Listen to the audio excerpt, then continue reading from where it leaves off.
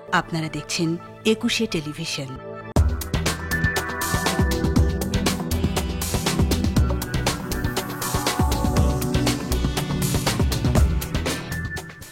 আমন্ত্রণ জানাচ্ছি প্রিয় দর্শক, একুশে রাতে কিছুতেই থামছে না ভারত। নতুন নতুন গুজব তত্ত্ব তারা আবিষ্কার করছে। নতুন করে শোনা গেল যে সীমান্তে বাংলাদেশের পক্ষ থেকে তুর্কি খুবই যে শক্তিশালী ড্রোনগুলো নজরদারির জন্য সেগুলো তারা উড়িয়েছে। এ খবর ইন্ডিয়া টুডে সহ আরও বিভিন্ন গণমাধ্যমে এসেছে। পাশাপাশি বাংলাদেশ ভাঙার জন্য নতুন নতুন তত্ত্ব আমাদের সামনে হাজির হচ্ছে। ভারতের যারা সাবেক সামরিক কর্মকর্তা তারাও নতুন নতুন তত্ত্ব আমাদের সামনে হাজির করছে। এর শেষ কোথায়, আমরা এই বিষয়ে আলোচনা করব। এ বিষয়ে আলোচনার জন্য আমাদের একুশে স্টুডিওতে আজ উপস্থিত রয়েছেন সামরিক ও রাজনীতি বিশ্লেষক লেখক কর্নেল অবসরপ্রাপ্ত মোহাম্মদ আব্দুল হক, রয়েছেন সিনিয়র সাংবাদিক মাসুদ কামাল। আমি একটু মাসুদ কামালকে দিয়ে শুরু করতে চাই। মাসুদ কামাল, আমরা রিউমার স্ক্যানারের একটি রিপোর্ট আমরা পেয়েছি, বিভিন্ন গণমাধ্যমে এসেছে। সেখানে বলা হয়েছে যে 49টি গণমাধ্যম ভারতের প্রথম সারির বিভিন্ন গণমাধ্যম সহ তারা নিয়মিত গুজব ছড়াচ্ছে এবং সব কিছু তারা ফ্যাক্ট চেক করতে না পারলেও কিছু তথ্য তারা তুলে ধরেছে। আপনার প্রতিক্রিয়া? এটা তো চলছে, এটা তো আসলে 5 আগস্টের পর থেকেই চলছে, নানাভাবেই চলছে। এবং এটা আপনি তো আপনি গণমাধ্যম বললেন, যেগুলো কি মেইন স্ট্রিম মিডিয়া আর কি, এর বাইরে সোশ্যাল মিডিয়াতেও চলছে। সোশ্যাল মিডিয়ায় দেখলাম একটা আপনার এই ধরনের মানে ওই ফ্যাক্ট চেকে কালকে দেখলাম যে চট্টগ্রামে নাকি কোথায় মেয়েদেরকে ধর্ষণ করে তারপরে মৃতদেহ ফেলে রাখা হয়েছে, শিশুদের, মেয়েদের। ওরা ফ্যাক্ট চেক করে বললো ওটা ভারতের একটা মানে আপনার বাস দুর্ঘটনায় যে নারী, পুরুষরা এবং শিশুরা মারা গেছিলো ওটার ছবি। একটা ছবি দেখলাম আপনার এরকম যে এই হিন্দুদের ধরে ধরে মারা হচ্ছে, ওটা তারা বললো ওটা নাকি শেরপুরে, আমাদের শেরপুরে কোনো এক পীরের দরগা, ওখানে মারামারি হয়েছিল, ওই ছবিটা দিয়েছে। এমনকি আমাদের রিসেন্টলি যে ডেমরায় যে আপনার মোল্লা কলেজে যে মারামারিটা হয়েছিল, এই যে কবি নজরুল কলেজ এবং সোহরাওয়ার্দী কলেজের স্টুডেন্টরা গিয়ে এলো, ওইখানে যে মানে এরা যে ওই স্টুডেন্টদেরকে মেরেছে, ওটা খারাপ ঘটনা, কিন্তু মেরেছে সেটাকে তারা দেখাচ্ছে যে হিন্দুদের উপর, হিন্দু স্টুডেন্টদেরকে মারা হচ্ছে। তো এখন ছবিতে যখন একটা মানুষকে মারতে দেখা যায়, যে মার খায়, তার গায়ে তো লেখা থাকে না হিন্দু না মুসলমান, লেখা তো থাকে না, তো এখন বলে দিল হিন্দু। এমনকি চিন্ময় দাসের যিনি উকিল ছিলেন, বলা হলো সেই উকিলকে নাকি প্রথম বলা হলো যে ভদ্রলোক মারা গেছেন মিস্টার আলিফ, উনি নাকি চিন্ময় দাসের উকিল। এই ধরনের কিন্তু ওরা রিউমার ছড়িয়েছিল।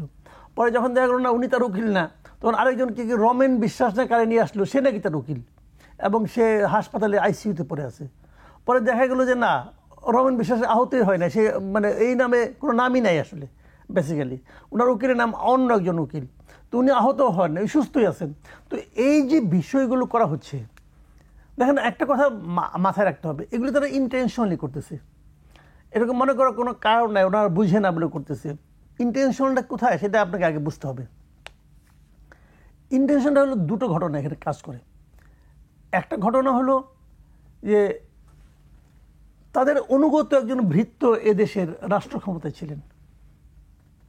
কারণ আপনার বাসায় ধরেন, আমি একটা উদাহরণ দেবো, আপনার বাসায় একজন খুব আপনার বিশ্বস্ত একজন ভৃত্য আছে, তাকাইলেই বুঝে যে স্যার চা চায়, আপনি চা চাইলে তার সে এক গ্লাস পানিও সে দেয়, একটা বিস্কুটও দেয়, তো আপনি তাকে ভালো লাগবে না? হঠাৎ করে একদিন দেখলেন আপনি ও আবার অন্যদের সঙ্গে খারাপ ব্যবহার করে, খেলে আপনার সঙ্গে ভালো ব্যবহার করে, তো আপনার একদিন নাই, অন্যরা তাকে বাইরে থেকে বাইকে দিচ্ছে, যা তুই যা, তুই আমাদের দেখোস না, ও একজনকে দেখোস, আপনার বাসায় ফিরে তার জন্য মন খারাপ হবে না আপনার? হবে তো। ওনাদের তাই হয়েছে, মন খারাপ হয়ে গেছে। আর ওনার অনুগত ভৃত্যটা নাই, ওনার তো মন খারাপ হবেই। এই অনুগত ভৃত্য কি করতে বলতো যে ইন্ডিয়া আমাদের কাছে যা চেয়েছে তার চেয়ে বেশি দিয়ে দিছি, ওই যে চায়ের সঙ্গে বিস্কুটও দিছে, তো এই জিনিস নাই রে ভাই, তো মন খারাপ হবে না? হবে তো। এখন সেটাকে তারা যদি পুনঃস্থাপন করতে চায়, চাইতেই পারে, তাদের এই চাওয়ায় আমি কোনো ভুল দেখি না, কিন্তু সমস্যা হলো কি ওনাদের ওদের বাস্তবতাটা বুঝতে হবে যে ওনাকে কোথায় পুনঃস্থাপন করবেন, এদেশের মানুষ কি তাকে মেনে নেবে, এই একটা বিষয়। আরেকটা বিষয় হলো ওনাদের কিছু অভ্যন্তরীণ রাজনীতি আছে। অভ্যন্তরীণ রাজনীতি এখানে বাংলাদেশের সঙ্গে মূল বর্ডার কিন্তু পশ্চিমবঙ্গের, এবং পশ্চিমবঙ্গে ভারতের কেন্দ্রে যে সরকারটা আছে বিজেপি, তাদের কিন্তু তেমন কোনো ফুটিং নাই, তারা এখানে খুব ভালোভাবে শক্তভাবে পা রাখতে পারে না, কিন্তু পারছে না। এখানে অলরেডি ধরেন আপনার, আমি সহজ হিসাবে বলি আপনাকে, 27% ভোট হলো মুসলিম ভোট পশ্চিমবঙ্গে, আর যে 73% ভোট আছে এটা ভাগ হয় 4টে, কিছু নেয় কংগ্রেস, কিছু নেয় বামফ্রন্ট, কিছু নেয় তৃণমূল, বাকিটা সে পায়, সে বেশি পায়। কিন্তু কেবল ওইটুকু ভোট দিয়ে তার পক্ষে তো জয় সম্ভব না। এখন যদি সে পুরো হিন্দু ভোটটা তার পক্ষে নিতে পারে তাহলে তার পক্ষে এখানে কিছুটা করা সম্ভব। এখন পশ্চিমবঙ্গের পুরো হিন্দু ভোটটা বিজেপি নিজের পকেটে নেওয়ার জন্য সে যদি আমাদের এখানে আমাদের যে পূর্বাঞ্চল যেটা আছে, মানে বাংলাদেশের যে অংশটা, বাংলাদেশের যারা হিন্দু আছে, যদি এদের উপর নানা ধরনের অত্যাচার হচ্ছে বলে একটা গুজব সে পশ্চিমবঙ্গের মানুষকে বিশ্বাস করাতে পারে, তাহলে কিন্তু ওদের মধ্যে একটা ধারণা হতে পারে, একটা মানে মনোভাব তৈরি হতে পারে যে আমাদের ঐক্যবদ্ধভাব হতে হবে। এই প্ল্যানিংটা তার এখানে কিন্তু অভ্যন্তরীণ রাজনীতি, তারা একসঙ্গে এক ঢিলে দুই পাখি মারার চেষ্টা করতেছে। বাট এক্ষেত্রে সবচেয়ে বড় সমস্যাটা জানেন, আমাদের দেশের রাজনৈতিক দলগুলো, আমাদের সরকার, আমি মনে করি এখন পর্যন্ত যে সমস্ত ভূমিকা রেখেছেন, গুড, আমি এগুলোতে হ্যাপি। এটা প্রথমত প্রয়োজন ছিল সারা দুনিয়াকে দেখানো যে তার এই সমস্ত অপপ্রচারের বিরুদ্ধে আমরা ঐক্যবদ্ধ, এবং ওনারা এটা মানে খুবই ভালোভাবে তিনটা মিটিং করলেন। তো আমি এটাকে খুব একটা পজিটিভ হিসেবে মনে করি, ইন্ডিকেশন হিসেবে মনে করি। কিন্তু পাশাপাশি আরেকটা কথা হলো যে আমাদের এখানে কিন্তু আপনি আওয়ামী লীগের লিডারদেরকে বিতাড়িত করতে পেরেছেন, কিন্তু আওয়ামী লীগ তো রয়ে গেছে। আওয়ামী লীগের বিপুল সংখ্যক মানে সমর্থক, কর্মী এরা কিন্তু দেশে আছে, এবং এরা এই দেশের নাগরিক। আপনি ভালো মন্দ দেশে যাই চিন্তা করেন না কেন, এদেরকে বাদ দিয়ে চিন্তা করলে হবে না, এদেরকে নিয়েই করতে হবে। এদের কীভাবে আপনি অ্যাকোমোডেট করবেন এইটার উপর ডিপেন্ড করবে আপনার ক্যারিশমা। এখন ইন্টারেস্টিং হলো এই ঘটনাতে আওয়ামী লীগের ভূমিকাটা কি? আওয়ামী লীগের ভূমিকা কিন্তু খুবই ন্যাক্কারজনক। তাদের সাফাই গাইছে আওয়ামী লীগের ন্যাক্কারজনক এই কারণে, আওয়ামী লীগ যে কথাগুলি বলতেছে, যে আওয়ামী লীগের যে ওয়েবসাইটে যান আপনি, আবার শেখ হাসিনাও দেখলাম নাকি ইন্ডিয়াতে কিছু প্রেসের সঙ্গে মানে বলছেন, ওরা কিন্তু ইন্ডিয়ার ওই মিডিয়াগুলো যে কথাগুলি বলছে তারই প্রতিধ্বনি ওনার মুখে উচ্চারিত হচ্ছে। এটা এত ভয়ঙ্কর একটা, আমি বুঝতে পারি না পৃথিবীতে কোথাও এরকম আছে কিনা আমি জানি না, যে নিজের দেশের জনগণের বিরুদ্ধে কেউ মানে যুদ্ধ ঘোষণা করতে পারে। একটা কথা ভাবেন, উনি বলতেছেন আমাদের এখানে গণহত্যা হচ্ছে, হিন্দু নিধন হচ্ছে। কোথায় হচ্ছে? কোথায় হচ্ছে? এই দেশে তো হচ্ছে। এই দেশে কি তার লোকগুলি নাই? তার লোকগুলি দেখছে না তার প্রতিবেশীকে কেউ মারতেছে কেউ? তাহলে কেন তারা এগুলো বলতেছে? মাঝখানে আসামের একটা টিভিতে আমি নিজে দেখলাম, ওরা এখানে লিখেছে ঢাকা শহর হিন্দুদের মৃতদেহে ভরে গেছে। তো এটা দেখে তো আমি খামোশ। তাহলে আমি কোথায় আছি? আমি ঢাকা শহরে তো আমিও থাকি। ও আসাম থেকে দেখে পারলো যে হিন্দু মৃতদেহে ঢাকা শহর নাকি ভরে গেছে। তো এই ধরনের আজগুবি কথাবার্তা তারা বলতেছে, এবং সেখানে আওয়ামী লীগের এক ধরনের সমর্থন দেখছি আমি ভাই খুবই হতাশ। আমার কাছে মাঝে মাঝে মনে হয়েছিল যে আমরা হয়তো ঐক্যবদ্ধ জাতির দিকে যাব, কিন্তু এখন সেই আশাটা রাখি না। ছাত্র সমাজকেও কি ঐক্যবদ্ধ করা গেছে? সেখানে বৈষম্যবিরোধী ছাত্র আন্দোলনের কিছু সমন্বয়ক বা জাতীয় নাগরিক, আমি মনে করি ছাত্রদের মধ্যে, ছাত্র সমাজের মধ্যে বৈষম্যবিরোধী ছাত্র আন্দোলনের অতটা প্রভাব এখন আর নাই, এটা আমার ধারণা। কিন্তু তাদেরকে তো ডাকা হলো ছাত্র দল বা অন্যান্য ছাত্র সংগঠন। এই জন্য তো বললাম, এই জন্য তো সরকার মনে করতেছে যে বৈষম্যবিরোধী ছাত্র আন্দোলনের যে কয়েকটা হাতে গোনা কয়েকটা লিডার আছে, এরাই বোধহয় সবকিছু। সরকার এখানে একটা ব্লান্ডার করতেছে, এবং এরা ছাত্রদের নেতৃত্বে নাই এখন আর। আমি আব্দুল হক আপনাকে জানতে চাই, ইন্ডিয়া টুডে সহ আরও কয়েকটি গণমাধ্যমে ভারতের এমন খবর এসেছে যে সীমান্তে বাংলাদেশ তুর্কি ড্রোন উড়িয়েছে, নজরদারি করছে, এবং তার কারণে সেখানকার সশস্ত্র বাহিনীর সর্বোচ্চ সতর্ক অবস্থা নিয়েছে। তারা নিশ্চয়ই শুধু সর্বোচ্চ সতর্ক অবস্থার মধ্যেই সীমাবদ্ধ থাকছে না, আরও নানান কিছু করার যা করার তারা করছে।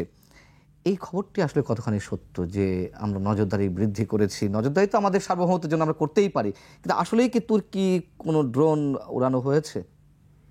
দেখুন, একটু আগেই সহালোচক যে কথাগুলো বললেন, এই সূত্র ধরেই আমি বলছি, মিথ্যা, লাই,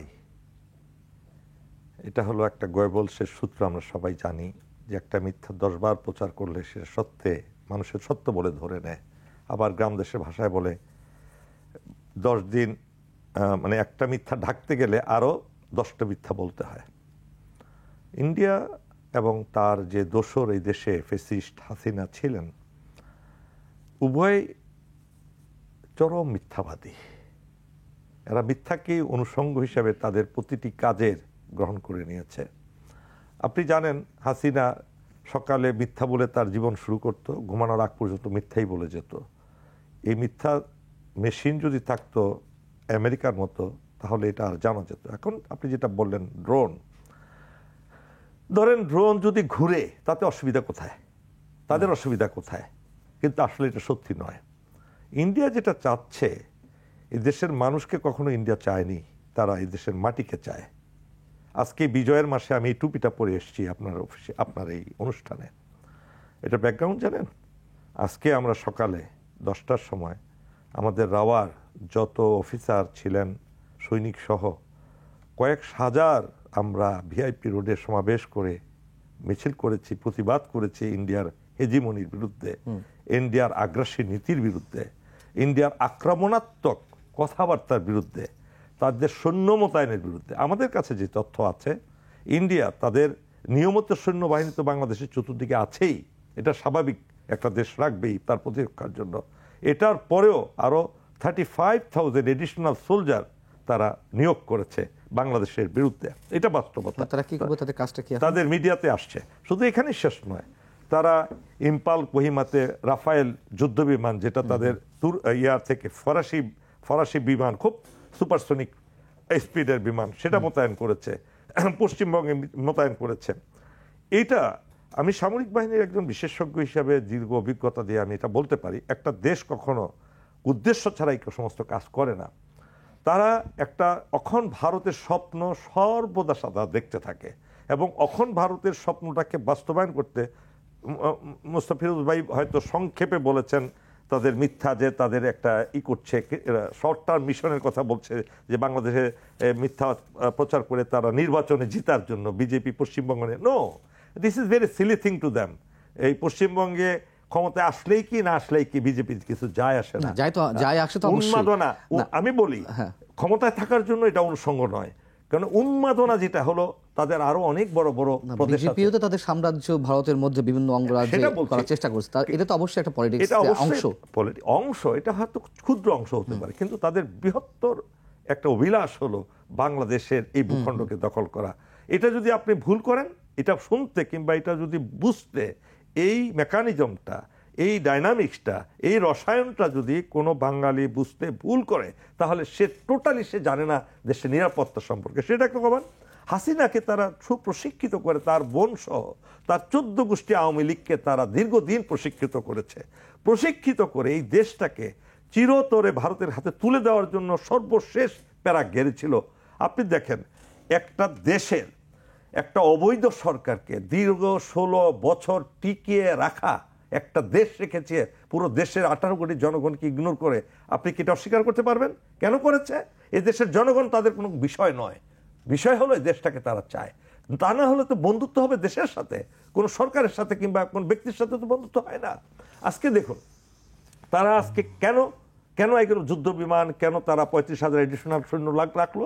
আবার বলছে যে এটা প্রচার করছে যে তারা চিটাগং থেকে ওই অংশটুকু তারা স্বাধীন করে ফেলবে। আবার আরেক সময় বলছে আমাদের তেঁতুলিয়া থেকে ওই এলাকাটা দখল করে চিকেন নেকটা বড় করবে। এটার মানে কি? এটা কি মনে করেন রাষ্ট্রীয় নীতির বাইরে তারা কথাগুলো বলছে? অবশ্যই না। তারপরে আমাদের পতাকা পুড়িয়ে দেওয়া, কনসুলেটের পতাকা পুড়িয়ে দেওয়া, আপনি জানেন, এবং আক্রমণ করে পতাকা পুড়িয়ে দিয়েছে। এটা যে কত নেককারজনক একটা কাজ, এবং প্রতিনিয়ত সেই দেশে মুসলমানদেরকে তারা নির্মমভাবে হত্যা করছে, তাদের বাড়িঘর ধ্বংস করে দিচ্ছে। আসামে গ্রামের পর গ্রাম তারা বুলডোজার দিয়ে শেষ করে দিচ্ছে। নারী পুরুষ শিশুরা কান্নাকাটি করছে, বৃদ্ধরা কান্নাকাটি করছে, হাজারি করছে, তাদেরকে পিষিয়ে মারা হচ্ছে, সামান্য একটা অজুহাত দিয়ে তাদেরকে হত্যা করা হয়েছে। এটা কিসের আলামত? আমরা যুদ্ধবিদ্যায় জানি ব্যাটেল ইন্ডিকেশন, অর্থাৎ যুদ্ধ শুরুর আগে বেশ কিছু ইন্ডিকেশন হয়। সেই ইন্ডিকেশন সবই দেখা দিচ্ছে ইন্ডিয়ার মধ্যে, আমাদের মধ্যে নয়। ড্রোন দিয়ে তারা একটা মিথ্যা অপপ্রচার করছে যে বাংলাদেশ কখনো আগ্রাসী ভূমিকায় কখনো যায় না। বাংলাদেশ হলো শান্তিপ্রিয় দেশ, 18 কোটি মানুষ শান্তিপ্রিয় মানুষ। এই মানুষগুলোকে উস্কে দিচ্ছে, এতে আমাদের লাভ হচ্ছে অনেক। লাভটা কি? আজকে দেখুন, আমরা পুরো জাতি এখন ঐক্যবদ্ধ হতে যাচ্ছি। Other than the criminals of Awami League, Chhatra League, তারা যে লীগ নামক যেগুলো আছে, এই উপাদান ব্যতীত বাকি সব মানুষ একসাথে হয়ে গেছে। বাংলাদেশের ইতিহাসে নাই যে ডানপন্থী বামপন্থী হুজুর এবং ধর্মীয় নীতি নির্ধারণকারী যারা, তারা একসাথে কোনো সরকার প্রধানের অফিসে কিংবা তার ডাকে সাড়া দিয়েছে। আপনি দেখেছেন গত কয়েকদিন ধরে ডক্টর ইউনূসের নেতৃত্বে সকল দল একসাথে হয়েছে, যাদেরকে আপনি গতকালও তাদেরকে স্বাধীনতা বিরোধী বলতেন, স্বাধীনতার চেতনা বিরোধী, যেটা ইন্ডিয়ার শিখানো বুলুই আওয়ামী লীগ এই দেশে প্রচার করতো। আজকে কিন্তু মানুষ এসব বিশ্বাস করে না। আজকে দেশের মানুষ ঐক্যবদ্ধ হয়েছে। তারপরে আসুন, আজকে ছাত্র সমাজ যা দেখালো আমাদের 5ই আগস্টের বিপ্লবে, আমিও সেই বিপ্লবের একজন অংশীদার। সেই অংশীদার হিসেবে আমি বলতে পারি আজকে দেশের মানুষ সর্বোচ্চ পর্যায়ের ঐক্যে বিশ্বাসী হয়ে গেছে। আজকে ইন্ডিয়ার এই প্রোপাগান্ডাগুলো তারা আর বিশ্বাস করে না। আমরা তো নিজের চোখে দেখতেছি যে ঢাকা শহরে উনি বললেন যে লাশ দেখা গেছে, তাদের প্রচার মাধ্যম প্রচার করেছে। আপনি বলেন 21 টেলিভিশন তো ঢাকার সেন্টারে আছে, কোথায় একটা লাশ? এই যে তারা মিথ্যা, আসলে তাদের তো কি বলবো, তারা এমন একটা জাতি, আমরা তো ইমানে বিশ্বাস করি, যারা মুসলমান ইমানে বিশ্বাস করি যে এটা বললে আমার গুনাহ হবে, মিথ্যা বললে আমার মহাপাপ হবে, আমি দুজকে যাব, এই জন্য আমরা মিথ্যা বলি না। তাদের ধর্মে মিথ্যা বলা কি আমি জানি না, সব ধর্মে মিথ্যা বলে মহাপাপ। আমরা ওই ধরনের কথা নিশ্চয়ই বলবো না, নিশ্চয়ই সব ধর্মের প্রতি আমাদের শ্রদ্ধা রয়েছে। আমি একটু সাংবাদিক মাসুদ কামাল, এই প্রশ্নটা আমার কর্নেল আব্দুল হক আপনার প্রতিও থাকবে। সাংবাদিক মাসুদ কামাল, আগে আপনার কাছে একটু জিজ্ঞেস করতে চাই, জিডি বক্সি, গগনদীপ বক্সি, ভারতের একজন সাবেক জেনারেল, মেজর জেনারেল সামরিক কর্মকর্তা, তিনি ফেসবুকে এবং ইনস্টাগ্রামে একটি পোস্ট দিয়েছেন এবং সেখানে বাংলাদেশের মানচিত্র তিনি নিজের মতো করে এঁকেছেন।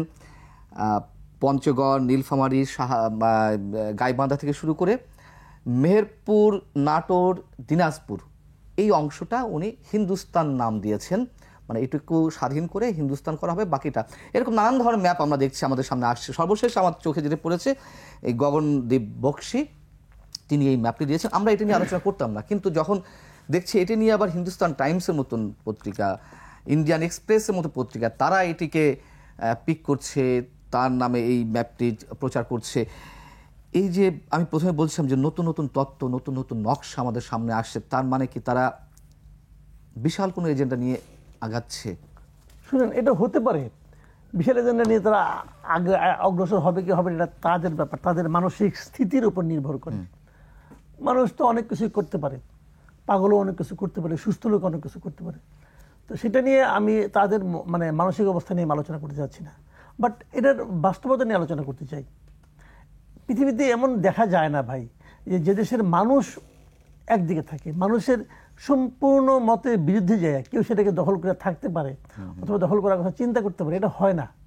কারণ আফগানিস্তানের মতো একটা দেশ, আফগানিস্তান হলো তার সবচেয়ে বড় প্রমাণ। সামরিক বাহিনী কি আছে তাদের? কিছুই তো নাই। সোভিয়েত ইউনিয়নও পারে নাই, তখন তো ঐক্যবদ্ধ ছিল তারা, এত বড় সুপার পাওয়ার পারে নাই, তো আমেরিকাও পারে নাই। সোভিয়েত ইউনিয়ন এখানে আসছিল, বেশ কয়েকজন শাসক তাদের ছিল, তো তারা তো পারে নাই। আমেরিকাও আসছিল, তারাও পারে নাই।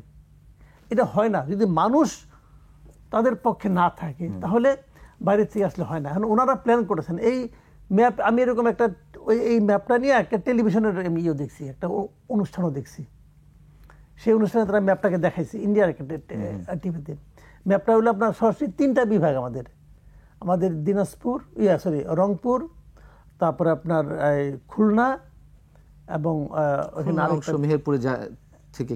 আপনার ওই পুরো আপনার ওই শিলিগুড়ির ওই যে নেকটা যেটা আছে, চিকেন নেকটা, ওইটা সহ তারা রাজশাহী, রংপুর এবং খুলনা, এই 3টা বিভাগকেই তারা মানে বলতেছে, তারা একটা নামও দিয়ে দিয়েছে।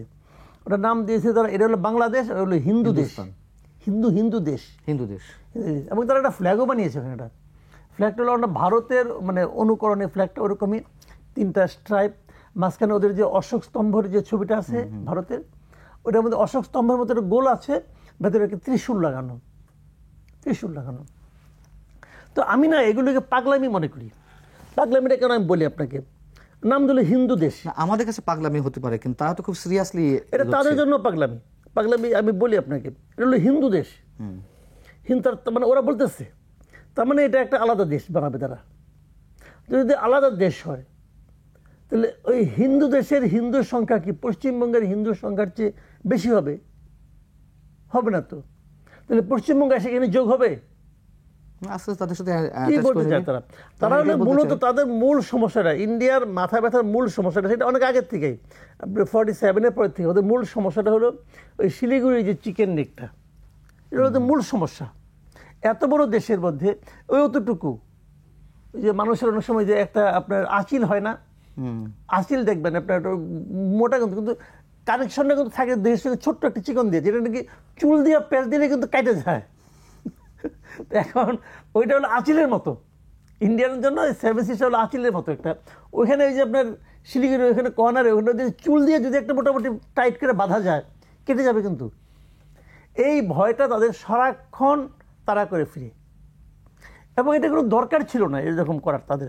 তারা সাম্যাবস্থা, আপনি যদি বৈষম্যটা কমিয়ে আনেন তাহলে কে কতটা দূরে আছে না কাছে আছে এটা কিন্তু ইম্পর্টেন্ট না। আমাদের পূর্ব পাকিস্তান পশ্চিম পাকিস্তান ছিল, ভাঙলো কেন ভাই? এটা তো দূরত্বের কারণে ভাঙে নাই, বৈষম্যের কারণে ভাঙছে। আপনারা সেভেন সিস্টারের প্রতি আপনারা ওদেরকে আমি বলবো, ওদের কূটনীতিবিদদেরকে বলবো, আপনারা ওইভাবেই দেখেন ব্যাপারটাকে। আপনি ওই ভৌগোলিকভাবে কত রাস্তাটাকে মোটা করা যাবে, গলা কতটুকু মোটা করা যাবে, কি দখল করতে হবে, এই চিন্তা বাদ দেন, বৈষম্যটা কমান। সিম্পল, কিন্তু বৈষম্য আছে বলেই কিন্তু ওদের মধ্যে নানা রকম আনরেস্ট থাকে। আমাদের এখানেও একই জিনিস। এই এত বড় হাসিনার মতো স্বৈরাচার চলে যেতে বাধ্য হলো কেন? বৈষম্যের কারণে। বৈষম্যটা হলো মেইন প্রবলেম। আপনি যখন বৈষম্য করবেন তখন এই ঝামেলাগুলো উঠতে থাকবে। এটা সর্বক্ষেত্রে আপনার ফ্যামিলিতে দেখেন, ফ্যামিলিতে একজনের প্রতি মানে একভাবে দেখেন, একজন একরকম দেখেন, ঝামেলা হয়ে যাবে। এবং এই ঝামেলাগুলো আমি মনে করি ইন্ডিয়ার উচিত হবে এই ঝামেলাগুলো মিটাই ফেলানো। না মিটালে তারা পারবে না। তারা ভাই, আপনি অনেকে আমাকে বলে, এ ভাই কি তোমরা, আমার ইন্ডিয়ান কিছু পরিচিত লোকজন তো আছে, তারা বলে যে ভাই কি ভাই তোমরা তো আমাদের আসলে বগলের নিচে, বলে এখানে বগল দেখায় যে বগল আছে না, এখানে নিচে থাকলে যেরকম আমরা তো সব দিকে তোমাদের ঘিরে আছি। আমি বললাম হ্যাঁ আমরা তোমাদের বগলের নিচে, কিন্তু বগলের নিচে যদি তোমার একটা ফোড়া হয় তখন তুমি টের পাবা যে তোমার বগল কি জিনিস। আচ্ছা, আমি একটু কর্নেল আব্দুল হক আপনার কাছে একই প্রশ্ন রাখতে চাই। জিডি বক্সি সম্বন্ধে নিশ্চয় আপনার জানা আছে, ভালো করে জানি। এই ব্যক্তির সম্পর্কে একটু জানতে চাই আপনার কাছ থেকে, এবং তার এই যে ম্যাপটি এতক্ষণ মাসুদ কামাল আরো ভালো করে বলছিলেন, ব্যাখ্যা দিচ্ছিলেন, এটা কি মানে আমি সেই একই জায়গায় আসতে চাই। মাসুদ কামাল বলছিলেন যে পাগলামি, পাগলামি না। আচ্ছা, আমি বলবো মাসুদ কামাল ভাই তো একজন সাংবাদিক মানুষ, উনি অত্যন্ত ভদ্র, নম্র, বিনয়ী সাংবাদিক একজন। যখন বলে তখন একেবারে শেষ করে দেয়। তো এই বিনয়ী মানুষের মুখ থেকে তো বিনয়ী কথাই শুনবেন। দেখুন, এই বক্সি একা না, কি বিনয় বক্সি, জিডি বক্সি, গগনদীপ বক্সি, হ্যাঁ গগনদীপ বক্সি একা না। গগনদীপ বক্সির মতো অসংখ্য জেনারেল আছে ইন্ডিয়াতে যারা এই বাংলাদেশ বিরোধী প্রপাগান্ডায় জড়িত আছে। একটা হয়তো প্রকাশিত হয়েছে, আর বাকিগুলো প্রকাশিত হয় নাই। আমি কিন্তু আমার কথা প্রথম অংশে বলেছি, এটা ইন্ডিকেশন অফ ব্যাটল। দেখুন, এই যে হিন্দু দেশ, আপনার সাথে কথার সাথে আপনি কিন্তু, আমি একটা খালি শুধু একটা হিন্দু ধর্মের কথা বলতে গেছি, আপনি থামিয়ে দিয়েছেন না। দেখুন আমরা কত পরমত মানে সহিষ্ণু, আমরা কত অসাম্প্রদায়িক। আপনি কি এটা বুঝতেছেন না যে তারা ধর্মীয় উন্মাদনা দিয়ে, হিন্দুত্ব বাদ দিয়ে তাদের দেশটাকে টিকিয়ে রেখেছে? এটাই তো করতে যাচ্ছে। এটা আমি ধর্মের দোষ দিচ্ছি না, তাদের রাজনীতি বা অথবা অন্য কিছু সমস্যা। আপনি বলেন হিন্দুস্তান টাইমস, হিন্দুস্তান মানে হিন্দুস্তানে হিন্দু ছাড়া কেউ থাকবে না, এটি তো কথা। আমরা কি কোনো এরকম মুসলমান স্থান বানাইছি কোনো জায়গায় দেশে? কোথাও নাম আছে? নাম নাই। তার মানে তারা জাতিগতভাবে সেই মৌর্য সাম্রাজ্যের চাণক্যের নীতি, অখণ্ড ভারতের স্বপ্ন একমাত্র বাধাগ্রস্ত করছে বাংলাদেশ নামক এই দেশটি। এবং এই বাংলাদেশ নামক দেশটি তাদের ওই বিস্ফোরা, ওই যে আমাদের কামাল ভাই, ফিরোজ কামাল ভাইয়ের যেটা কথা, এই বিস্ফোরাটাকে তারা কেটে ফেলতে চায়, অস্ত্রোপচার করতে চায়। সেই অস্ত্রোপচারের অংশই হলো জেনারেল সাহেব ম্যাপ এঁকেছেন। এটা ম্যাপ, আপনি বলেন আপনার দেহের পা এবং মাথা যদি কেটে ফেলা হয় আপনার দেহটা কি রইল? আর তারা তো সেটাই করলো। এবং হাসিনাকে কত সুপরিকল্পিতভাবে তারা ক্ষমতায় আসীন করিয়েছে দেখেন। 15-16 বছরে সে ইন্ডিয়াকে যা দিয়েছে, এই দেওয়ার পরে আর দেশের আসলে কিছু থাকে না। আপনি দেখুন, যেটা চিকেন নেকের কথা বললেন আমাদের তেঁতুলিয়া দিয়ে, আরেকটা চিকেন নেক কিন্তু আমাদের নিজেদের আছে, সেটা হলো নিজেদের দেশের মধ্যে মিরেশ্বরাই মুহুরী নদী, যেটা এই চট্টগ্রাম পার্বত্য চট্টগ্রামকে দেশের মূল ভূখণ্ড থেকে একটু বিচ্ছিন্ন অংশ, কিন্তু যেটা ব্রিজের মাধ্যমে সংযুক্ত। সেখানে মিরসরাই তাদেরকে বিশাল একটা এলাকা দিয়েছে তাদের ইকোনমিক জোন করার জন্য। এটা তো জানেন তো, নাম দিচ্ছে বঙ্গবন্ধু ইকোনমিক জোন।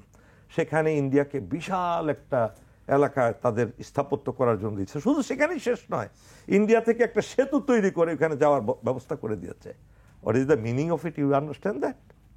রপ্তানি হলে তো ওইখান থেকে রপ্তানি হয়ে শিপ দিয়ে আমাদের শিল্পাঞ্চল থেকে ইপিজেড দিয়ে সেখানে বিদেশে চলে যাবে, তাদের দেশে যাওয়ার তো কোনো প্রয়োজন নাই। কিন্তু হাসিনা কোনো আলোচনা না করে, যারা দেশের নিরাপত্তা বিশ্লেষক, বিশেষ করে 3 বাহিনী প্রধানের সাথে আলোচনা না করে আপনি কোন বর্ডারিং এলাকায় কিন্তু কোনো স্থাপত্য করতে পারেন না, কোনো স্থাপনা তৈরি করতে পারেন না। Hasina did it, she did not bother what chief সেইজ, what নিরাপত্তা বিশ্লেষকরা সেইজ। এখন এই জেনারেল সাহেব এইগুলো কলকাঠি নাড়তেছে তাদের দেশের মৌলিক যে একটা তাদের যে উদ্দেশ্য, মৌলিক যে পলিসি, বেসিক পলিসিটাকে ইমপ্লিমেন্ট করার প্রাথমিক পর্যায়ে এই কাজগুলো করছে, যাতে এগুলো করার মাধ্যমে ধর্মীয় উন্মাদনা দিয়ে তাদের দেশের জনগণকে উদ্বুদ্ধ করবে যে আমাদের এই দেশটা দখল না করলে আমাদের দেশের ঐক্য টিকা রাখা যাবে না, 7 সিস্টারকে তারা আলাদা করে ফেলবে, ওইদিকে চায়না এসে আক্রমণ করে বাংলাদেশের দিকে চলবে। সুতরাং একটা অজুহাত দিবে, একটা গৃহযুদ্ধ লাগানোর অজুহাত দিবে। আর আওয়ামী লীগের তো আছেই লোক, আওয়ামী লীগের কাছে যে সমস্ত অস্ত্র আছে, অবৈধ অস্ত্র, সেই অবৈধ অস্ত্র দিয়ে তো বাংলাদেশে 5টা ব্যাটালিয়ন রেজ করা যাবে। 5টা ব্যাটালিয়ন যে অবৈধ অস্ত্র আছে এবং বৈধ অস্ত্র লাইসেন্স, ভাই আপনি তো জানেন কি পরিমাণ বৈধ অস্ত্রের লাইসেন্স গতবার দিয়েছে, এক একজনের 2-3টা করে, প্রত্যেকটা লোকের। এমনি তো আওয়ামী লীগ, ছাত্রলীগ, অন্যদের তো পার্সোনাল ওয়েপন 2-3টা করে আছেই, ইন্ডিয়া থেকে নিয়ে আসে। তো তারা ওই অস্ত্র দিয়ে এই দেশে একটা গৃহযুদ্ধ লাগবে, হিন্দু মুসলমানদের মধ্যে গৃহযুদ্ধ লাগবে চিন্ময়ের মতো লোক দিয়ে, এবং হত্যাকাণ্ড করবে, অস্থিতিশীল পরিবেশ সৃষ্টি করে তখন তারা বিশ্বকে বলবে যে আমাদের ভারত মাতার নিরাপত্তার হানি ঘটছে, এই নিরাপত্তার অজুহাতে নিরাপত্তা নিশ্চিত করার জন্য আমাদের বাংলাদেশকে আক্রমণ করতে বাধ্য হয়েছি, যেটা হয়েছে ইউক্রেনে, যেটা ইউক্রেনে রাশিয়া করেছে। একই তো অজুহাত ছিল না যে তাদের নিরাপত্তার জন্য প্রশ্ন হয়ে দাঁড়িয়েছে, এবং নেটো এসে তাদের দেশ দখল করবে, নেটোর সাথে নেটো উস্কানি দিছে। ঠিক একই জিনিস এখানে তৈরি করবে যে চায়না উস্কানি দিচ্ছে, এবং চায়না উস্কানি দেওয়ার কারণে বাংলাদেশ যে কোনো সময় আমাদের 7 সিস্টারে উস্কানিমূলক কাজ করবে। সুতরাং গেট ইট বাই আস, এটাই হলো মূল উদ্দেশ্য। আমরা আলোচনায় ফিরবো, আপনার কাছে প্রশ্ন থাকবে আলোচনার পর এসে এই উত্তরটি নিব। আপনি বলছেন যে 35,000 সৈন্য ভারত মানে অতিরিক্ত মোতায়েন করেছে বাংলাদেশের বিভিন্ন সীমান্তে, ভারত বাংলাদেশ সীমান্তে, এবং রাফায়েল যুদ্ধ বিমানও তারা রেডি রেখেছে। এটি ভারতের গণমাধ্যমে এসেছে আপনি বলছেন। আপনারা জায়গা থেকে এর সত্যতা কিছু পেয়েছে কিনা, নাকি এটাও এক ধরনের গুজব তারা ছড়াচ্ছে বাংলাদেশকে হুমকি দেওয়ার কারণে? আমি এই প্রশ্নটির উত্তর আপনার কাছ থেকে নেব একটা ছোট্ট বিরতি। দর্শক ফিরছে খুব শিগগির।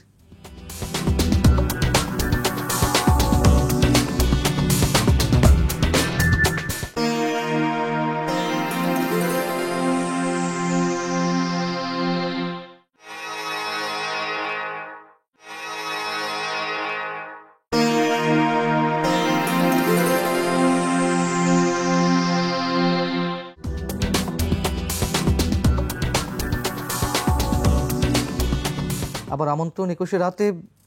আমাদের সঙ্গে আজকে আলোচনা রয়েছেন ভারত বিষয়ে যে আলোচনা চলছে, রয়েছেন সামরিক ও রাজনীতি বিশ্লেষক কর্নেল অবসরপ্রাপ্ত আব্দুল হক, এবং রয়েছেন সিনিয়র সাংবাদিক মাসুদ কামাল।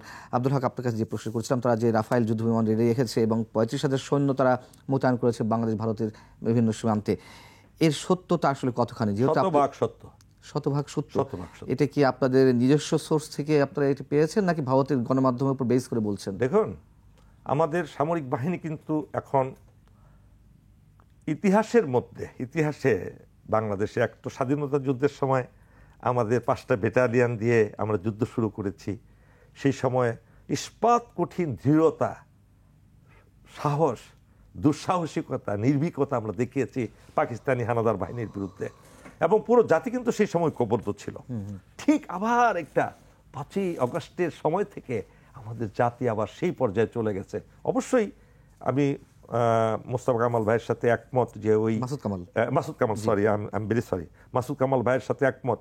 মাসুদ কামাল ভাই যেটা বলেছেন আওয়ামী লীগের কথা, যে নিজ দেশের বিরুদ্ধে নিজের লোকেরা যুদ্ধ করে, এটা পৃথিবীর কোনো ইতিহাসে নাই।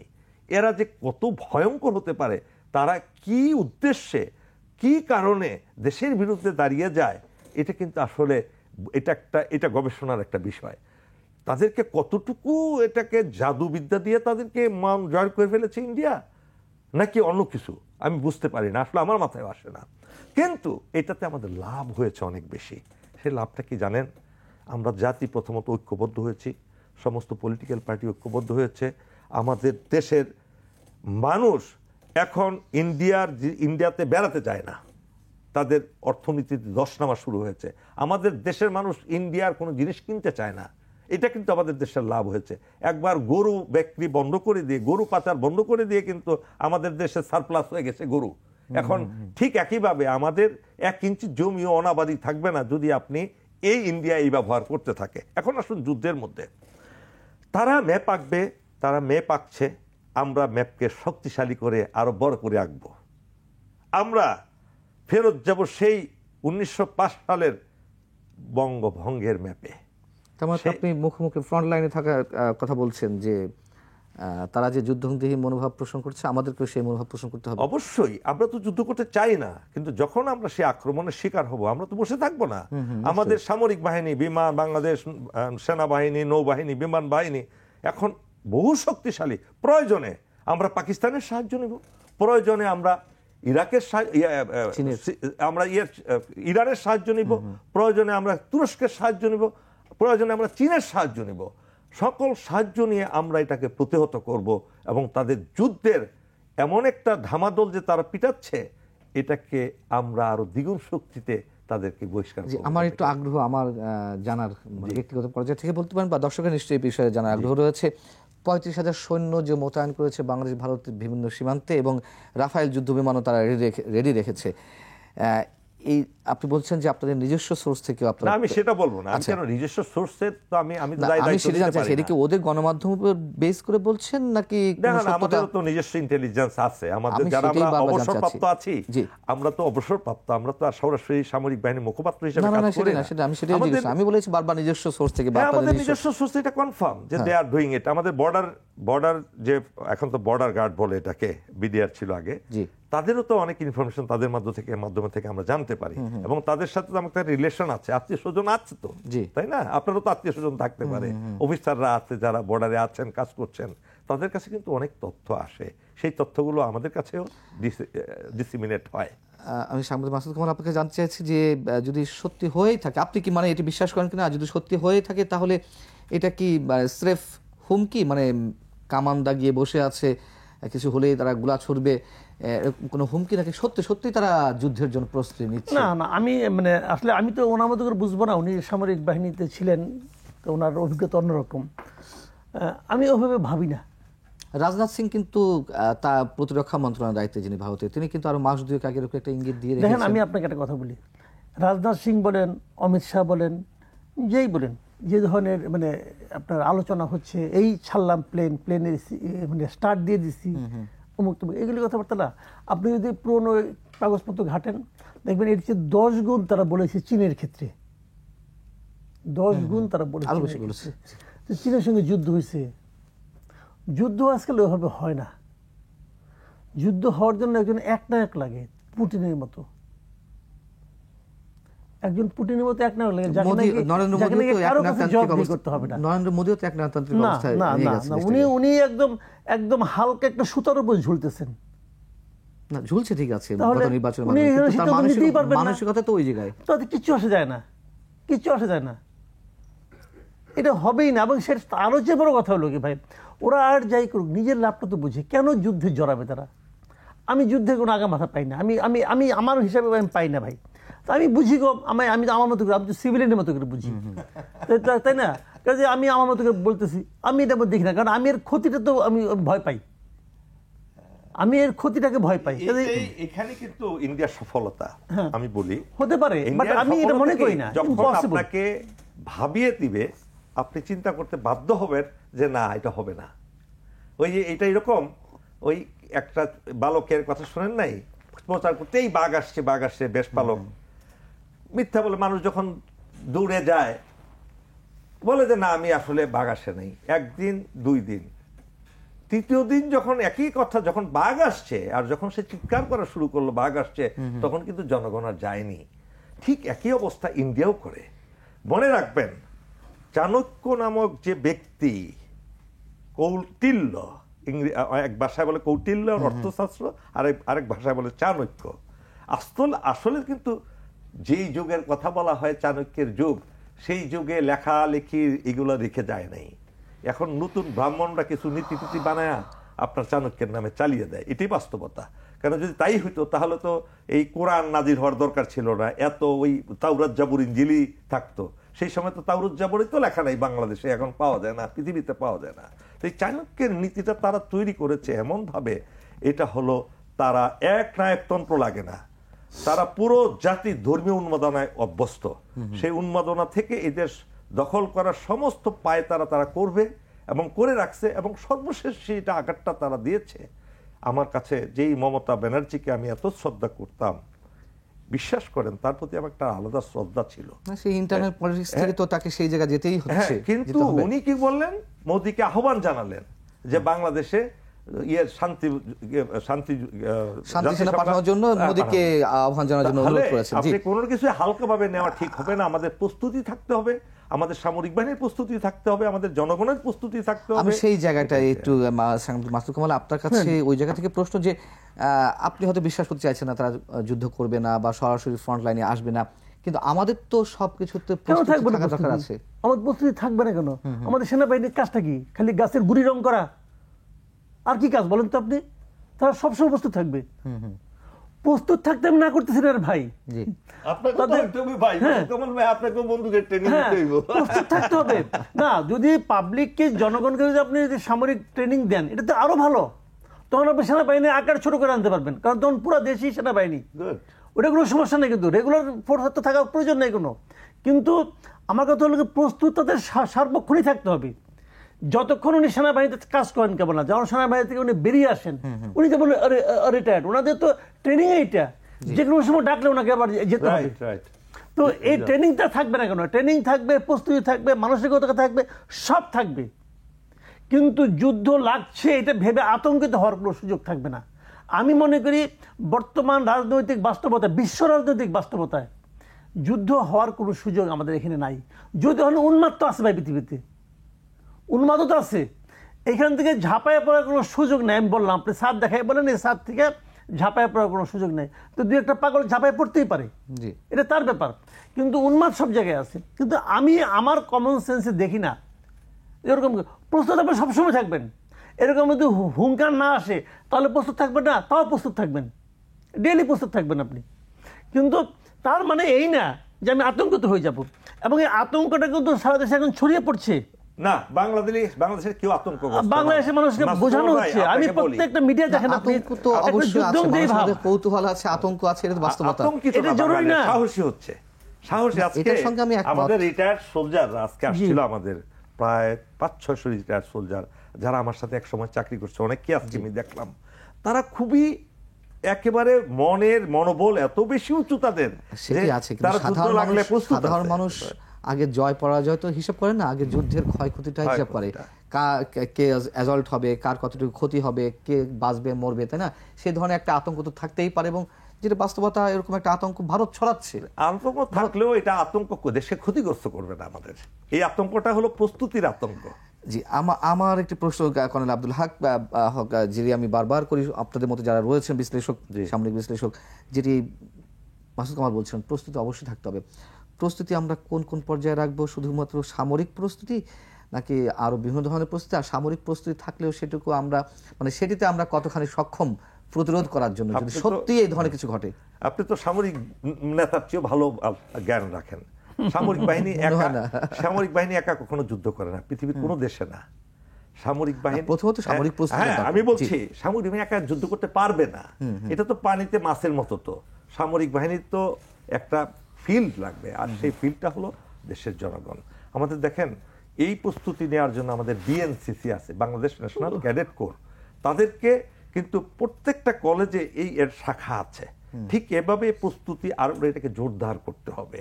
এবং দেশের জনগণও যারা যারা ইয়াং, আমাদের যদি ওই ধরনের পরিস্থিতির সৃষ্টি হয়, দেখবেন আপনিও ইনশাল্লাহ এই সাংবাদিক হিসেবেই আপনি দেখবেন আপনাদেরকে আমরা 1 মাসের ট্রেনিং দিব। মাসুদ কামাল ভাইকে ট্রেনিং দিব যে ভাই যদি লেগে যায় আপনি কিন্তু এই এলাকায় আপনার এলাকায় যুদ্ধের প্রস্তুতি নেবেন। তো সেই জন্য এই সময়ে আমি মনে করি আমাদের যে একজন নেতা আছেন ডক্টর মোহাম্মদ ইউনূস, খুব জ্ঞানী লোক উনি। আপনার মনে আছে কি উনি যখন দেশে আসলেন, আসার পথেই সাংবাদিকদেরকে কি কথা বলেছিলেন যে ইন্ডিয়া যদি বাড়াবাড়ি করে তাদের 7 সিস্টার কিন্তু আছে, বার্মাকেও কিন্তু তারা উনি দিয়েছিলেন। কি করব আমরা 7 সিস্টার্সকে কি করব? 7 সিস্টার্সকে করার অনেক কিছু আছে। ইন্ডিয়া আমাদের সাথে শত্রুতা করলে তাদের লাভের চেয়ে ক্ষতি অনেক বেশি। কারণ মানুষদের একটা দেশের মানুষকে দাওয়ায় রাখা যায় না। একটা দেশের মানুষকে, আপনি মনে আছে 7ই মার্চের বক্তৃতার পরে কিন্তু সবে উদ্বেলিত হয়েছিল দেশবাসী, এবং জিয়াউর রহমানের যে স্বাধীনতার ঘোষণার পরে পুরো জাতি কিন্তু ঝাঁপিয়ে পড়েছিল। তখন কিন্তু আমাদের অস্ত্র ছিল না, গোলা বারুদ ছিল না, কিছুই ছিল না, কিন্তু সাহস দিয়ে আমাদের অল্প সামর্থ্য দিয়ে আমরা এগিয়ে গিয়েছি।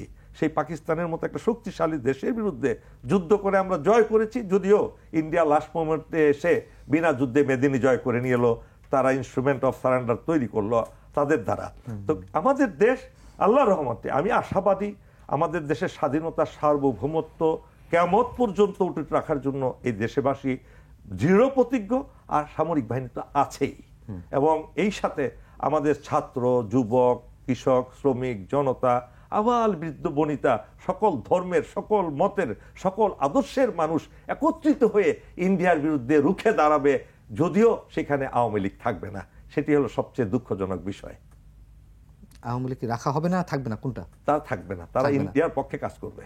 আচ্ছা, সাংবাদিক মাসুদ কামাল, আমরা কি সেই যুদ্ধের জন্য অপেক্ষা? আপনি যদিও বারবার বলছেন যে যুদ্ধ কোনোভাবেই এভাবে সরাসরি বাঁধবে না, তারপরেও আমরা ঠিক আছে ওটা বাদ দিলাম, কিন্তু ওই পর্যন্ত যদি নাও যায়, আমরা কি ভারতের এই যে গুজব, তাদের যে অস্থিরতা সৃষ্টি পায়তারা, ষড়যন্ত্র, এগুলো প্রতিরোধের জন্য সব ধরনের ব্যবস্থা আমরা হাতে নিয়েছি বা আমরা করতে পারছি? শুধু একটা ঐক্যের ডাক দিয়েছে বিভিন্ন রাজনৈতিক দলগুলো, তাদের মতামত জানিয়েছে, হ্যাঁ ঐক্যবদ্ধ আছি, এখানেই শেষ? নাকি যেভাবে ভারত প্রচার করছে, যে কাজটি রিমার স্ক্যানার করলো, রিমার স্ক্যানার তো বাংলাদেশের একটি প্রতিষ্ঠান, সেটি নিয়ে অনেকের কাছে বিশ্বাসযোগ্যতা অবিশ্বাসের জায়গা থেকে অনেক ধরনের প্রশ্ন উঠতে পারে।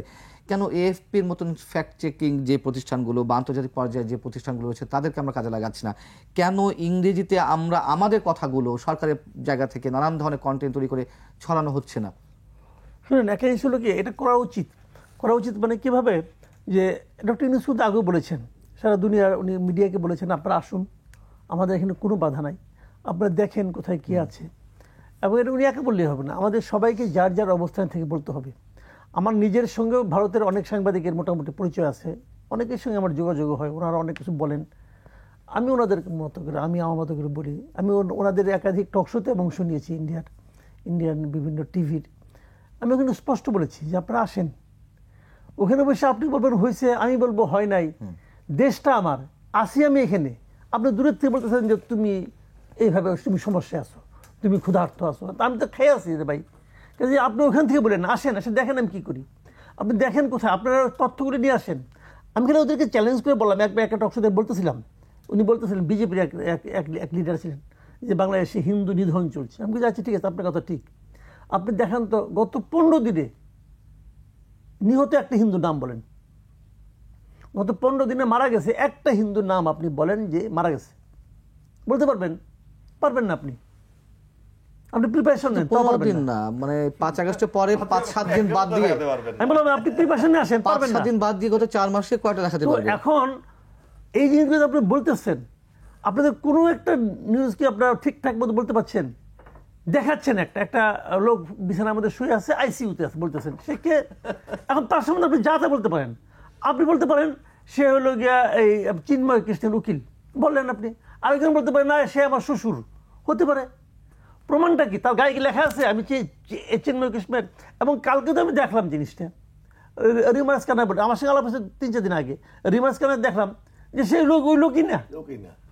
তো এখন এই যে তারা যে চিলে কান নিল বলে যে চিলের পেছনে দৌড়দৌড়ি শুরু করে দিচ্ছে, মানে আমি যাদেরকে চিনি আর কি, আমি তাদের ধরে নিচ্ছি তারা খুব সচেতন লোক, তো তারা যখন এটা শুরু করে দিচ্ছে, তো এখন এখান থেকে তাদেরকে থামাবেন কিভাবে? তার মানে ঘটনাটা কি জানেন, আসলে ঘটনাটা এই ধরনের ঘটেছে কি ঘটে নাই তারা এটা জানতে চায় না, তারা এটা বিশ্বাস করতে চায়। বিশ্বাস অবিশ্বাসের জায়গায় তো পরে, আগে তারা ফেব্রিকেটেড করছে না, ফেব্রিকেটেড হোক, মানে তারা বিশ্বাস করতে চায় যে এই ধরনের ঘটনা ঘটছে, তখন যখন কেউ একটা গুজব বলছে তখন সেটাও তাদের কাছে মনে হচ্ছে তাই তো ঘটছে। মূল ঘটনা মানে তাদের মেন্টাল প্রবলেমটা আছে এক জায়গায়। মাসুদ কামাল ভাই, আপনি খেয়াল করছেন কিনা, বেশি দিনের ঘটনা না, এই 2 সপ্তাহ আগে পাকিস্তান থেকে একটা পণ্যবাহী জাহাজ বলছে অস্ত্র বহর আছে, পণ্যবাহী জাহাজকে তারা সারা দুনিয়ায় প্রচার করে দিল। 2 মাসে 40,000 অস্ত্র আনা হয়েছে পাকিস্তান থেকে, এরকম কথা না তাই বলে নাই। এবং যেন কল্পনা কতটা উঠতে পারে, মানে কল্পনাও থেকে সীমা আছে। বলতে ওই জাহাজের নাম নাকি সোয়াত। আচ্ছা বলেন না ভাই, এটা কিছু হইলো? আমি একটা শেষ কথা বলবো আপনার কাছে ভাই। জি আসলে আমার বক্তব্য কি শেষ? আচ্ছা এখন আমার কথা হলো, আমি শেষ করি। আমার কথা হলো কি, আমাদের কিন্তু গভর্নমেন্টের দিক থেকে এবং ব্যক্তিগত পর্যায়ে সবাইকে বলা উচিত যে আপনারা আসেন, এবং ওরা যখন ডাকে ওদের সাথে কথা বলা উচিত। আমি আজকেও দেখলাম, আমি কালকে দেখছিলাম একটা ইন্টারভিউ দেখলাম ওখানকার একটা টিভিতে, আমাদের আন্দালিব রহমান পার্থ ইন্টারভিউ দিচ্ছেন, এবং উনি কিন্তু চ্যালেঞ্জগুলি করেছেন, এবং এক পর্যায়ে কিন্তু ওই অ্যাঙ্করের কোনো কথা নাই, কারণ এ তো বলতেছে বাস্তব কথা, ও তো বলতেছে বানিয়ে কথা, বানানো কথা তো একসময় শেষ হয়ে যাবে, আর কোনো জবাব দিতে পারছে না। তারপরে দেখলাম আমি একজন ব্যারিস্টার, ওনাকে মানে উনি বলতেছিলেন ইয়ের ব্যাপারটা, এই কি বলে, ওনাকে যে করণ থাপার ইন্টারভিউ করছিলেন এক ভদ্র মহিলাকে, এবং উনি খুব শার্পলি ইন্টারভিউতে অ্যান্সার করছেন। তো ওনারা কিছু বলার নাই আর। কিন্তু আবার আজকে সকালে দেখলাম আমি ওদের একটা আপনার অনলাইনে একটা আছে, ইউটিউবে একটা আছে, কন্টেন্ট বানায় একজনের দেশভক্ত আকাশ ব্যানার্জি, পারলে ওটা আপনি দেখেন, সে কিন্তু স্পষ্টভাবে বলছে, এবং তার বক্তব্য আমার ভালো লাগছে। সে বলছে যে এটা কোনো সমাধান না, আপনারা যেগুলো বলতেছেন এখান থেকে ওখান থেকে তারা বলতেছে, ইন্ডিয়ান যে কথা বলতেছে, তার তো কোনো প্রমাণ আপনারা এখন পর্যন্ত উপস্থাপন করতে পারেন নাই। আমি শেষ কথাটা বলি, দেখেন আমি একটা কথা বলে শেষ করে দিই, সেটা হলো যে মাঝে মাঝে আপনাকে আমি একটা প্রশ্নই করি, আচ্ছা বলেন তো ভাই, ইন্ডিয়া কি একটা হিন্দু রাষ্ট্র না? তো ইন্ডিয়া নিয়ে দেখে বলে তারা একটা সেকুলার গভর্নমেন্ট, সেকুলার স্টেট, দুই তারা সেকুলার স্টেট হয়। তাহলে এরা এখন এই কল্পিত হিন্দু নিধন অথবা হিন্দু নির্যাতন নিয়ে এত হইচই করতেছে।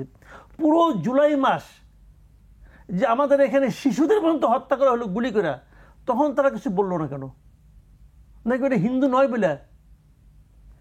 এটা তো হিন্দুই না, এটা তো কেউ না, ভূত। ভূত যেরকম অসুরের, এরকম ভূতের মৃত্যুতে তারা চিরাচিরি করেছে। তো এইগুলো হয় কি জানেন, সারা দুনিয়ার কাছে ওদের ইমেজ নষ্ট হচ্ছে। আমরা শেষ করব। কর্নেল আব্দুল হক, আপনি? আমি একটু শেষ আপনাদেরকে শুধু অনুরোধ করব, এখানে মাসুদ কামাল ভাই একজন সিনিয়র সাংবাদিক বাংলাদেশে, এবং আপনারা অ্যাঙ্করিং করেন, আপনাদের টিভি 21 টিভি খুব গুরুত্বপূর্ণ ভূমিকা পালন করে।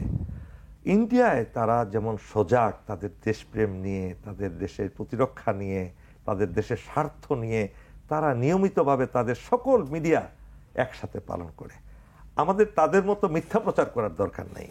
আমাদের মিডিয়াগুলোকে অনুরোধ করব, সকল মিডিয়া আমরা করে যাচ্ছি, আগের চেয়ে আরো সংঘবদ্ধভাবে আপনাদের সেল থাকতে হবে। দেখেন তারা কত সুন্দর করে প্রতিরক্ষার জিনিসগুলো দেখাচ্ছে, তা একদিকে ভিডিও দেখাচ্ছে, আরেকদিকে কথা বলছে।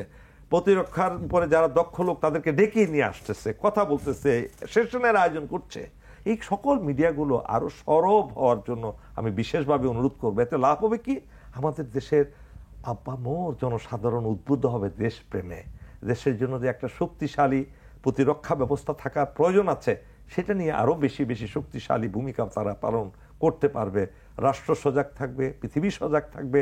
আমাদের কথাগুলো ইংরেজিতে প্রচার করতে হবে, ইংরেজি সেশন তৈরি করতে হবে আপনাদেরকে, যে ইংরেজিতে আমরা কথা বলবো, যাতে বিশ্বের মানুষ আমাদের সমস্যাগুলো আমাদের প্রতিবেশীদের, আমরা যেমন করবো, সরকারের পক্ষ থেকে তো অবশ্যই দাবি মানে দায়িত্ব রয়েছে, এবং তারাও তো ইচ্ছা করলে এই কদিনের মধ্যে 50টা 100টা কন্টেন্ট তৈরি করে সারা বিশ্বে ছড়িয়ে দিতে পারবে, সেটাও তো আমরা দেখছি না। না, সরকার আপনাদের দিকে তাকিয়ে আছে, আপনারা করুন, কারণ সরকার তো অবশ্যই আমাদের সীমাবদ্ধতার মধ্যে থেকে তো অবশ্যই আমরা আমাদের নতুন ব্যক্তিকে উপদেষ্টা করা হয়েছে যিনি এই মিডিয়ার দায়িত্বে। ইউ আন্ডারস্ট্যান্ড, তার লিমিটেশন তো থাকবেই। এখন সেই লিমিটেশনগুলো ওভারকাম করার জন্য আপনারা তো অভিজ্ঞ মানুষ, আপনাদের আমরা করব। আমি বারবার একটা কথা বলছি, ইন্টারন্যাশনাল ফ্যাক্ট চেকিং যে প্রতিষ্ঠানগুলো রয়েছে, অন্তত সরকার পক্ষ থেকে তাদেরকে কাজে লাগানো যেত। আল জাজিরা একটা দুটা করেছে বা অন্যান্য কয়েকটি গণমাধ্যম করেছে, তারা নিজ জায়গা থেকে তো এর চেয়ে বেশি করবে না। বাংলাদেশে কি হচ্ছে না হচ্ছে তারা তাদের গণমাধ্যমের সাথে দুই একটি করলো। আপনারা আল জাজিরা পরিণত করেন আপনাদেরটাকে আল জাজিরার মতো করেন, সেগুলো আমরা প্রতিনিয়ত কথা বলছি এবং আমরা ইনভেস্টিগেটিভ রিপোর্ট করছি। কিন্তু আমি যদি বারবার বলছি যে সরকার পক্ষ থেকে তো ইন্টারন্যাশনাল ফ্যাক্ট চেকে যে প্রতিষ্ঠানগুলো আছে তাদেরকে নিয়ে এসে সরকারের ফান্ডিং এ খরচ করে তাদেরকে এগুলো করতে বলুক, তাই না? সেটা তো তাদের সরকারের জন্য অনেক সহজ বিষয়, অনেক সহজ হবে। জি, সেটি।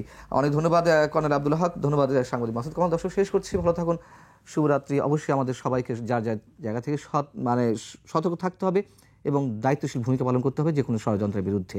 আল্লাহ হাফেজ, শুভরাত্রি।